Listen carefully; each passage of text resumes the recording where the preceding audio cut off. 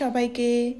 আজকে এখন এখানে রবিবার আর এখানে পড়েছে বেশ গরম, আর এই গরমের দুপুরবেলা তাই বানিয়েছি পুঁইশাক আর কুচো চিংড়ির তরকারি, আর তার সঙ্গে বানিয়েছি রুই মাছের ফুলকপি আলু আর বড়ি দিয়ে পাতলা ঝোল। সত্যি এখানে বসে যে পুঁইশাক আর কুচো চিংড়ির তরকারি খেতে পারবো সেটা সত্যি নিজেও ভাবিনি। মনে হয়েছে চিংড়ি খেতে দারুণ লাগছে, কি গরমে কি শান্তি খেয়ে। কচু, এই যে কুচো চিংড়ি, এরকম করে শাকটা মাখিয়ে মাছের সাথে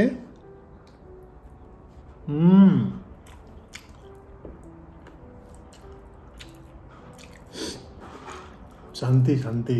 হ্যাঁ, রোদ্দুরটা এক্ষুনি গেল, বাবা একটু হাওয়া দিচ্ছে, তাও ভালো লাগছে। কি গরম পড়েছে বলো, প্রচন্ড গরম পড়েছে।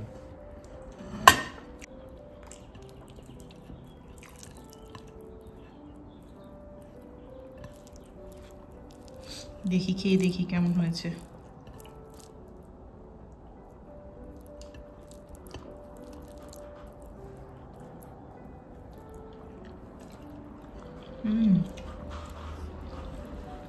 দারুণ হয়েছে। দুপুরে মাছ ভাত খেয়ে ঘুম না দিলে হয় বলুন? আমি দুপুরে খুব একটা ঘুমোই না, কিন্তু যেদিন এই মাছ ভাত খাই ছুটির দিনগুলোতে কেমন একটা অদ্ভুত রকমের ঘুম আসে। তাই অল্প ঘুমিয়ে নিয়ে তারপর উঠে এখন বানাচ্ছি রাতের খাবার, আর রাতের খাওয়ার জন্য বানাচ্ছি একটা অদ্ভুত রকমের খাবার। খিদে খুব একটা নেই, তাই জন্য বানাচ্ছি হালকা ফুলকা একটা খাবার। দেখুন খাবারটা আপনাদেরকে বলি, কিন্তু এটার কোনো নাম নেই, আমি আমার মতো করে বানাই, কিন্তু খেতে কিন্তু খুব ভালোই হয়।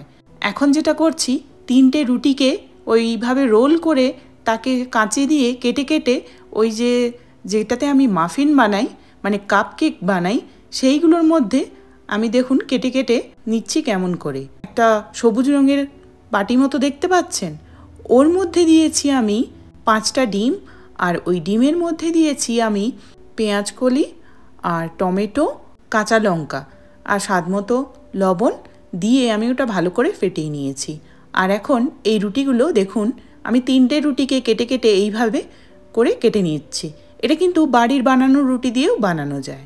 আমার কাছে এই কেনা রুটিগুলো ছিল, আর কেনা রুটিগুলো শেষ করতে হবে, তাই জন্যই আমি এটা বানাচ্ছি। আর এটা কিন্তু খুব তাড়াতাড়ি হয়, আর খুব খেতেও কিন্তু ভালোই হয়।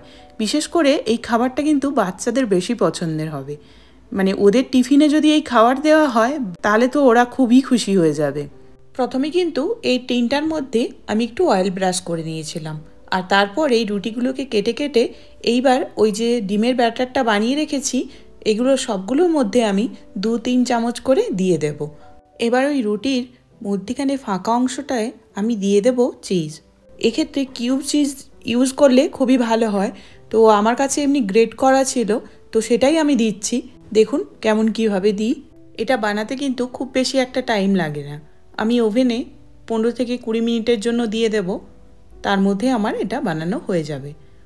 আর যাদের কাছে মাইক্রোওভেন আছে মাইক্রোওভেনেও বানাতে পারেন, আর ধরুন যাদের কাছে ওভেন বা মাইক্রোওভেন নেই সেক্ষেত্রে কিন্তু এটা ওই নুনের মধ্যে যেভাবে কেক বানানো হয় ঠিক ওভাবেই বানানো যায়। এই ধরনের খাবার যত তাড়াতাড়ি বানানো যায় তত তাড়াতাড়ি খাওয়াও হয়ে যায়, আর বানাতেও কোনো পরিশ্রম লাগে না, আর খাবারটাও কিন্তু অনেকটাই হেলদি হয়। এই খাবারটা কিন্তু কোনো নাম আমি দিয়ে উঠতে পারিনি, আপনারা আপনাদের পছন্দ মতো নাম দিয়ে দেবেন এই খাবারটার। আর পারলে একবার বাড়িতে অবশ্যই বানিয়ে দেখুন, আশা করি খুবই ভালো লাগবে খেতে। আর চলুন এখন আমার এটা রেডি হয়ে গেছে, এবার দিয়ে দেবো বেক করতে। এই দেখুন কেমন হয়ে ফুলেছে, দেখেছেন? হয়ে গেছে বেক। দাঁড়ান এটাকে বের করি, দেখুন।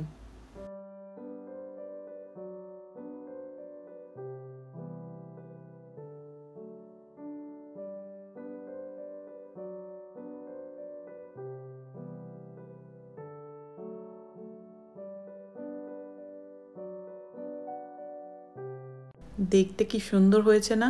দেখতে পুরো মনে হচ্ছে একটা করে ফ্লাওয়ার, ফুল। এই দেখুন দারুণ হয়েছে না দেখতে? চলুন আসি তাহলে আজকের মতো। আজকে আমার রান্না বান্না কমপ্লিট। দেখা হবে আবার পরের একটা ব্লগে। সবাই খুব ভালো থাকবেন আর অবশ্যই জানাবেন এই নতুন ধরনের রান্নাটা কেমন লাগলো, মানে নতুন ধরনের খাবারটা আপনাদের কেমন লাগলো। দেখুন ফাইনাল লুকটা। নিয়ে নিয়েছি 3টে করে, আর নিয়েছি অল্প একটু করে কেচপ। এটা গরম গরম সত্যি খেতে খুব ভালো লাগে। চলুন তাহলে আসি আজকের মতো, সবাইকে টাটা।